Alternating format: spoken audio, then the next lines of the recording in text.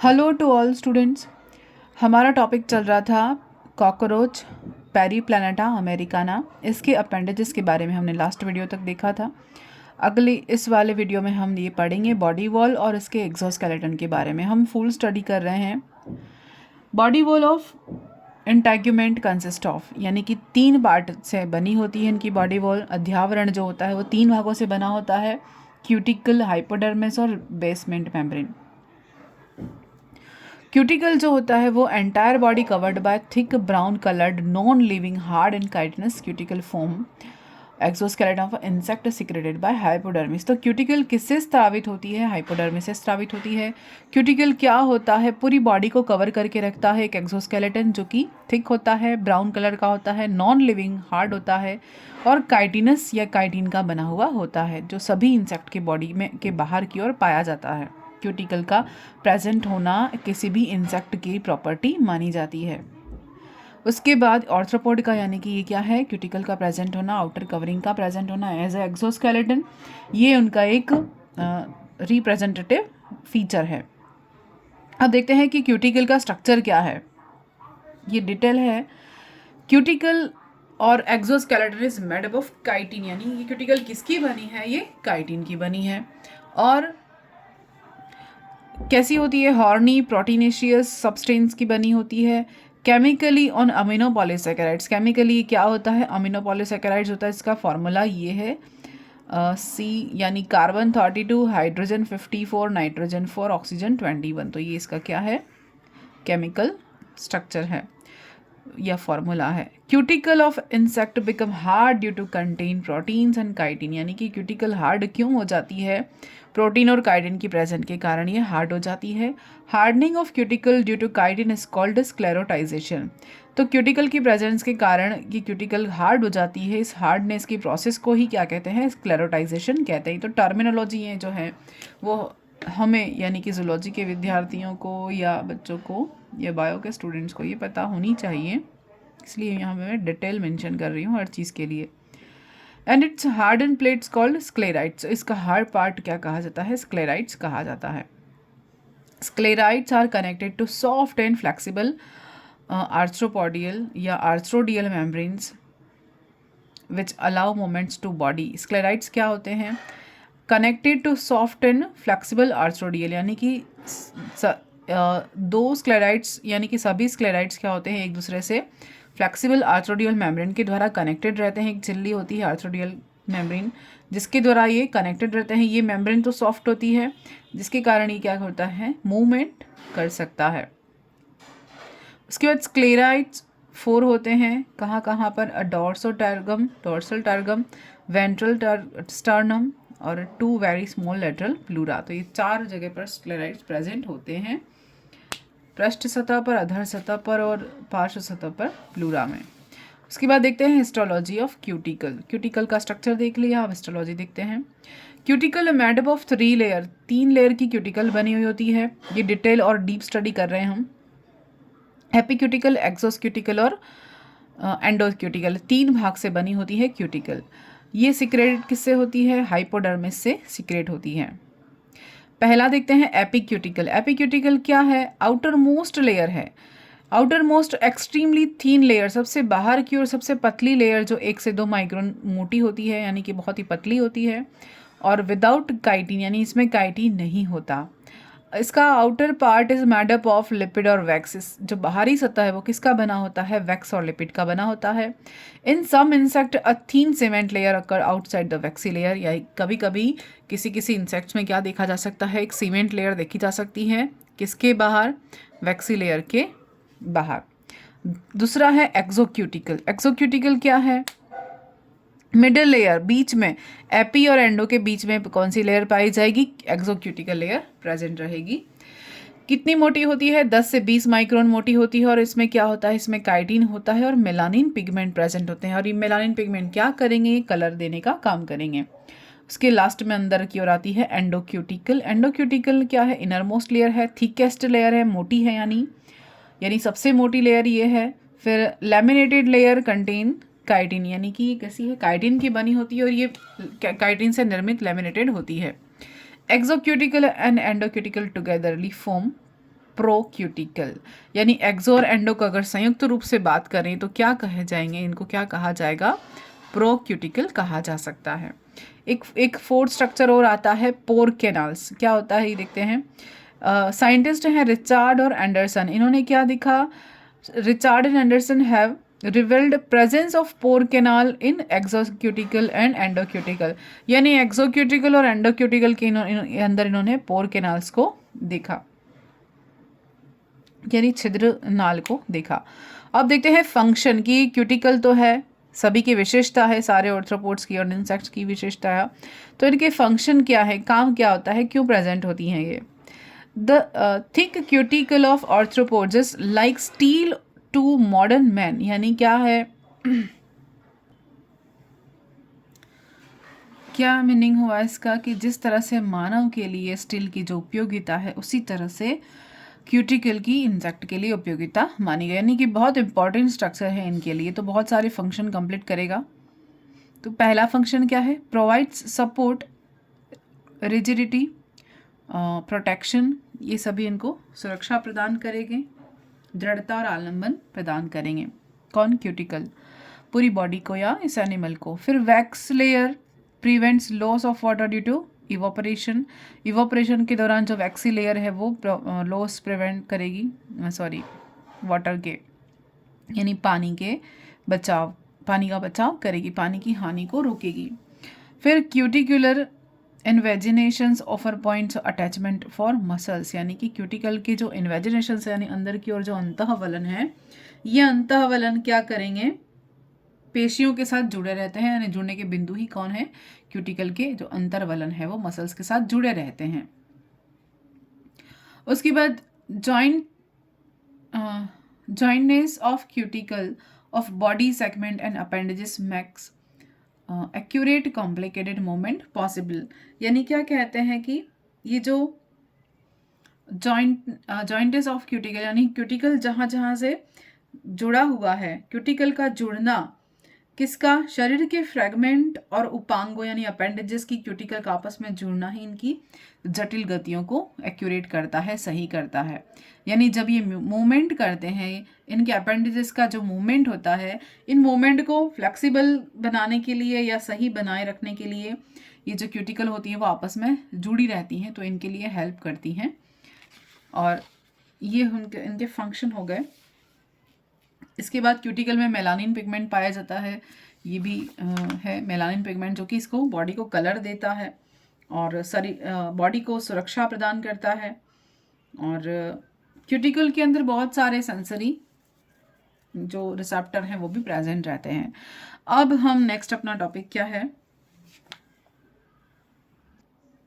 Next हमने देखा कि क्यूटिकल की लाइनिंग जो होती है वो फॉरगट और हिंडगट को प्रोटेक्ट करती हैं और जब फूड पास होता है और एब्जॉर्ब होता है तब क्यूटिकल की जो लेयर है वो प्रोटेक्ट करती है their epidermis from absorption by passage of food.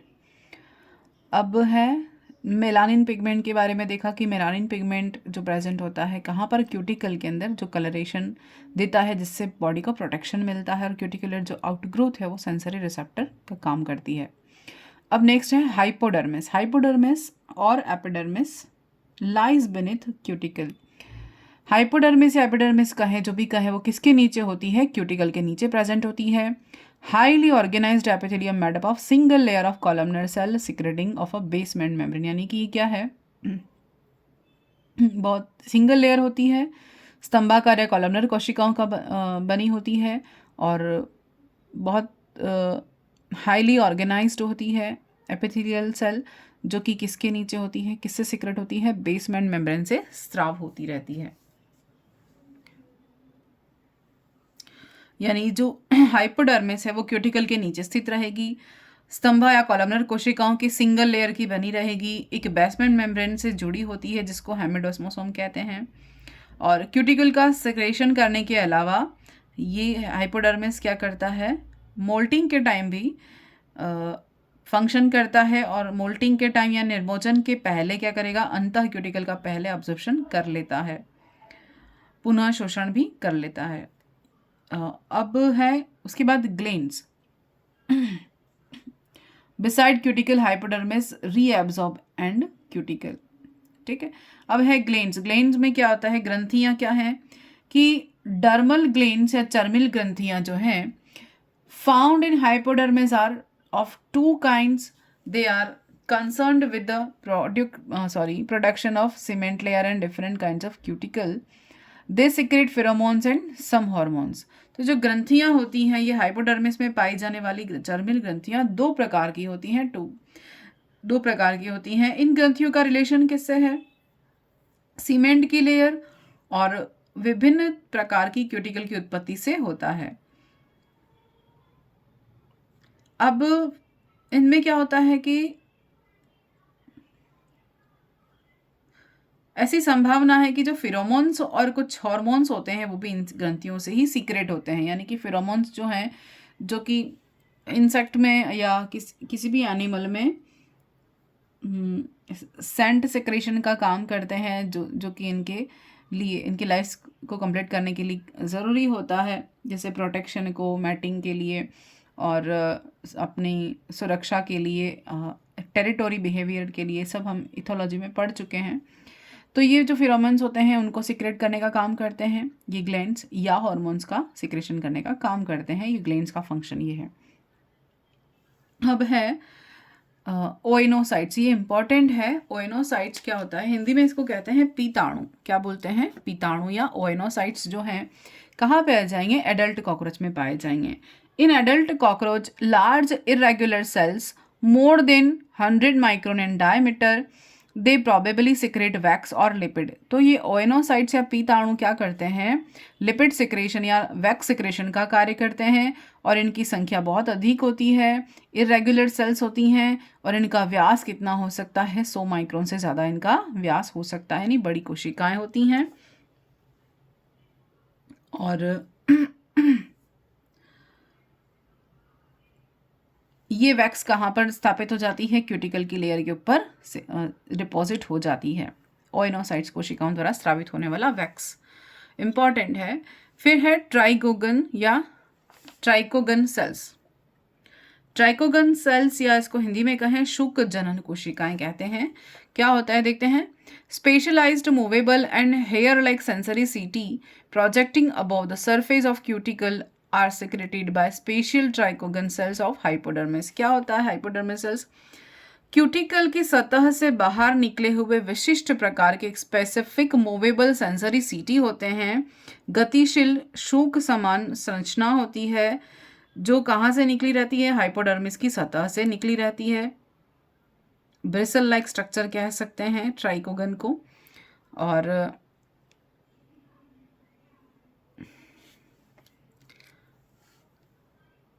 ये projecting above the surface of cuticle, यानी इनके बाहर की ओर से ये निकले रहते हैं। क्या काम है, secreted by special trichogen cells of hypodermis, hypodermis के बाहर की ओर ये निकली रहती हैं ट्राइकोगन सेल्स। अब है नेक्स्ट है बेसमेंट मेम्ब्रेन, आधारी कला। थर्ड अपनी लेयर कौन सी है, आधारी कला या बेसमेंट मेम्ब्रेन। हम क्या पढ़ रहे हैं, बॉडी वॉल पढ़ रहे हैं और बॉडी वॉल के अंतर्गत हम पढ़ रहे हैं, सबसे पहले हमने क्यूटिकल देखी, क्यूटिकल के नीचे यानी सबसे पहले 4 पार्ट में डिवाइड किया हमने किसे, बेसमेंट मेम्ब्रेन को। सबसे पहली बार तो हमने देखा सबसे फर्स्ट लेयर, बाहर की लेयर कौन सी होती है, इंटेग्यूमेंट में क्यूटिकल, उसके नीचे होती है हाइपोडर्मिस, उसके नीचे होती है बेसमेंट मेम्ब्रेन। ये 3 मेम्ब्रेन होती हैं। तो जो हाइपोडर्मिस होती है उसी से क्यूटिकल का सिक्रेशन होता है और ओइनोसाइट्स भी हाइपोडर्मिस में ही पाई जाती हैं, जो अभी हमने देखा। इन ओइनोसाइट्स से ही क्या सिक्रेट हो रहा था, वैक्स सिक्रेट हो रहा था, जो क्यूटिकल के ऊपर डिपॉजिट हो रही थी, जमा हो रही थी। अब है थर्ड लेयर कौन सी है, बेसमेंट मेम्ब्रेन। बेसमेंट मेम्ब्रेन या आधारी कला, a typical stout and continuous basement membrane bounds the inner surface of hypodermis.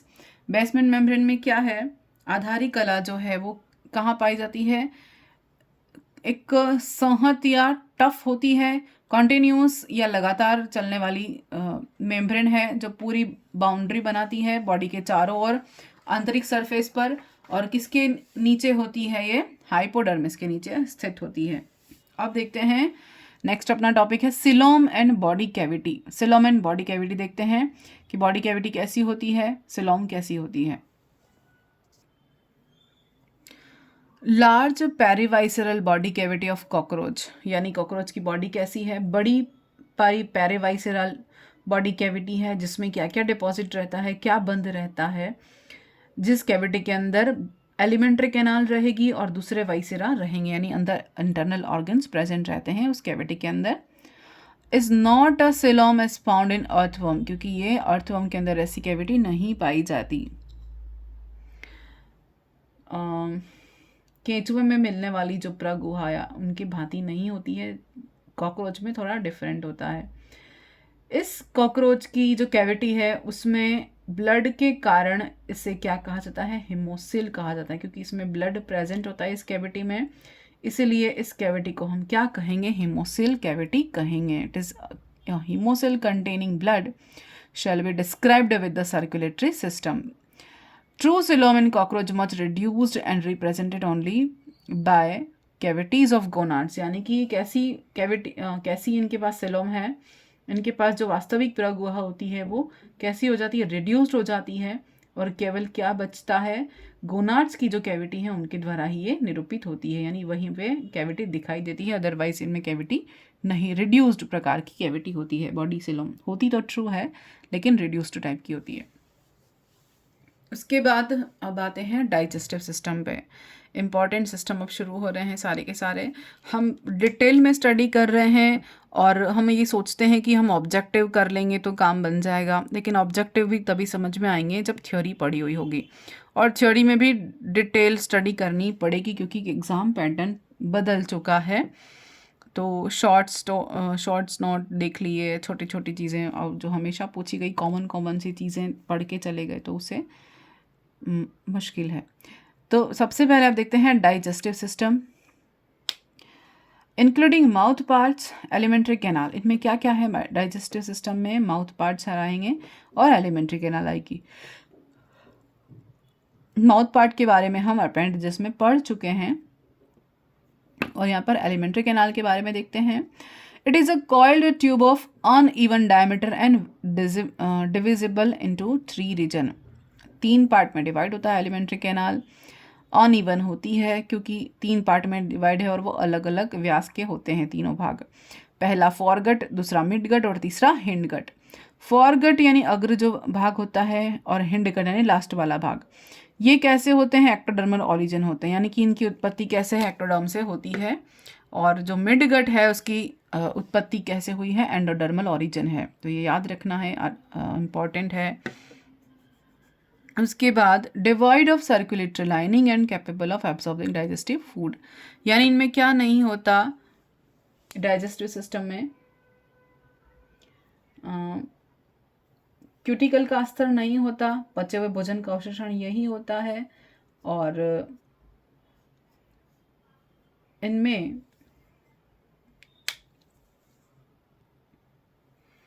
क्या नहीं है, क्यूटिकल की लाइनिंग प्रेजेंट नहीं है। और भोजन का अवशोषण कहाँ होता है, फोरगट में, हिंडगट तो एक्टोडर्मल ऑरिजिन है, और मिडगट में भोजन का अवशोषण होता है, और यहाँ पर क्यूटिकल की लाइनिंग प्रेजेंट नहीं होती है। अब है मिडगट में क्यूटिकल की लाइनिंग नहीं है, मिडगट की बात हो रही है, फोरगट और हिंडगट की बात नहीं हो रही है। अब देखते हैं एक एक करके। फोरगट और स्टोमोडियम पहला पार्ट है। Includes mouth cavity, pharynx, oesophagus, crop and gizzard. इनमें क्या क्या आता है, फॉरगट में क्या क्या आएगा, गिजार्ड तक का पोर्शन आएगा। माउथ कैविटी से लगाकर गिजार्ड तक का जो पोर्शन है वो किस में आएगा, स्टोमोडियम या फोरगट में आएगा। माउथ पार्ट्स में क्या है, माउथ कैविटी और प्रियोरल चैम्बर भी कहते हैं। कैसा होता है, स्मॉल है, surrounded by mouth parts. Posterior part of hypopharynx called salivarium, into which salivary duct opens. Cibarium भी कहते हैं, which leads towards mouth parts और एज नैरो फूड पैसेज। तो ये जो माउथ का जो पोस्टीरियर पार्ट है हाइपोफेरिंग्स का, उसको हम क्या कहते हैं, सलाइवेरियम कहते हैं, जहाँ पर सलाइवरी डक्ट पाई जाती है, इसीलिए सलाइवेरियम कहा है। और ये कहाँ ओपन होता है, साइबेरियम में ओपन होता है, जो किसकी तरह फंक्शन करेगा, ईसोफेगस की तरह फंक्शन कर रहा है आगे की ओर, यानी फूड पैसेज, फूड को आगे की ओर सक्रिय पाथ पर ले जाने का काम करेगा। ये तो हो गया फूड गट। इसमें क्या क्या है, माउथ पार्ट्स हैं, pharynx, oesophagus, crop and gizzard. अब माउथ है, माउथ कैसा है, ट्रू माउथ है, small opening leads to pharynx. Pharynx क्या है, short tubular part line by cuticle. Oesophagus क्या है, straight narrow and laterally compressed tube the oesophagus. Crop क्या है, large thin walled pear shaped sac, यहाँ पर क्रॉप प्रेजेंट होता है। क्या होता है यहाँ पर क्रॉप में, extends up to the third और फोर्थ एब्डोमिनल सेगमेंट। तो ये क्वेश्चन यही बनेगा कि क्रॉप की जो है सेगमेंटेशन, वो मतलब क्रॉप के कौन सा सेगमेंट में प्रेजेंट होता है, 3rd to 4 सेगमेंट में प्रेजेंट होता है एब्डोमिनल सेगमेंट में। और ये largest part of foregut, foregut का सबसे बड़ा भाग कौन सा है, क्रॉप। बाकी माउथ, फेरिंग्स, ईसोफेगस में समझाने का क्या है, कुछ नहीं। तो फोरगट का सबसे बड़ा भाग कौन सा है, crop. Crop serve as a reservoir for storing of food, यानी कि यहाँ पर स्टोर रहता है, फूड स्टोर रहता है कहाँ पर, क्रॉप के अंदर। फिर आता है गिजार्ड। तो गिजार्ड भी इसी का पार्ट है, फोरगट का पार्ट है, लेकिन सबसे बड़ा पार्ट कौन सा है, क्रॉप। 3 और 4th सेगमेंट में प्रेजेंट होता है gizzard. Crop leads behind into a small cone shaped muscular thick walled chamber. The gizzard और proventriculus consist of 2 parts, armarium and stomodeal valve. अब देखिए गिजार्ड क्या है, जब क्रॉप आगे की ओर बढ़ता है तो ये किस में ओपन होता है, एक कॉन शेप्ड स्ट्रक्चर में ओपन होता है, जिसको गिजार्ड कहते हैं। मस्कुलर चैम्बर होता है, थिक वॉल्ड चैम्बर होता है। और गिजार्ड को और एक और नाम दिया है प्रोवेंट्रिकुलर। जहाँ जहाँ प्रोवेंट्रिकुलर नाम आता है वहाँ में समझना कि गिजार्ड के बारे में बात हो रही है। और ये भी 2 भागों से निर्मित होता है, पहला है आर्मेरियम और दूसरा है स्टोमोडियल वॉल्व। 2 भाग में बना होता है। पहला भाग देखते हैं आर्मेरियम। आर्मेरियम पॉजेज इंटरनली 6 लॉन्गिट्यूडिनल फोल्ड्स, यानी आर्मेरियम में अंदर क्या होता है, 6 अंतर्वलन होते हैं, और अंतर्वलन होते हैं लंबे लंबवत, और that greatly reduce in lumen, जो ल्यूमेन में हासित होते हैं, यानी ल्यूमन को हासित करते हैं, यानी ल्यूमन छोटा हो जाता है क्योंकि ये लंबवत बहुत बड़े बड़े मसल्स या फोल्ड्स बनाते हैं। कौन, आर्मेरियम। लाइंड बाय क्यूटिकल, ये किससे आस्तरित होते हैं, ये भी क्यूटिकल से आस्तरित होते हैं। इसके भी 2 भाग हैं। Anterior part produce sharp teeth, यानी इसके आंतरिक भाग, अग्रभाग इसका क्या बनाएगा, आर्मेरियम का शार्प टीथ बनाएगा। गिजार्ड के अंदर बड़े बड़े दांत बनाएगा, तीखे नुकीले दांत बनाएगा, क्यूटिकल के बने हुए, वास्तविक नहीं क्यूटिकल के बने हुए। और पोस्टीरियर पार्ट क्या बनाएगा, प्लेट्स का फॉर्मेशन करेगा, किसका, आर्मेरियम का। फिर behind each longitudinal fold the circular lining of gizzard forms soft cushion like lobe, the pod or या pad or pulvillus with long hair as act as strainers and allow only फाइनर food particles. अब क्या होगा, ये तो पीसने का काम करेंगे। अग्रभाग आर्मेरियम का क्या करेगा, शार्प टीथ से भोजन को पीसने का काम करेगा। और उसके पीछे की ओर एक प्लेट लाइक स्ट्रक्चर या पैड लाइक स्ट्रक्चर होती है, या कुशन लाइक सॉफ्ट स्ट्रक्चर होती है। वो क्या करता है, भोजन को छानने का काम करेगा, स्ट्रेन करने का काम करेगा। पल्विलस होता है जो, वो उस पर छोटे छोटे हेयर लगे होते हैं, और ये फूड को क्या करेगा, स्ट्रेन करेगा, यानी छानेगा, और फाइन पार्टिकल्स को ही बॉडी के अंदर अलाउ करेगा, अंदर आगे जाने के लिए फाइन पार्टिकल्स को अलाउ करेगा। दूसरा भाग है स्टोमोडियल वॉल्व। स्टोमोडियल वॉल्व क्या है, प्रिवेंट्स रेगुलेशन या regurgitation of food from midgut into gizzard. यानी क्या है, स्टोमोडियल वॉल्व क्या करेगा, रिगर्गिटेशन ऑफ फूड, यानी प्रिवेंट्स करेगा किसको, वापस आने के लिए, फूड वापस उल्टा दिशा में अपोजिट डायरेक्शन में न आए, यानी रिगर्गिटेशन न हो, उसके लिए प्रिवेंट करेगा। ये कौन, स्टोमोडियल वॉल्व मिडगट से वापस न आए, गिजार्ड से मिडगट में भेजा जाता है फूड, और उसको स्टॉप करने के लिए कौन होता है, स्टोमोडियल वॉल्व प्रेजेंट होता है।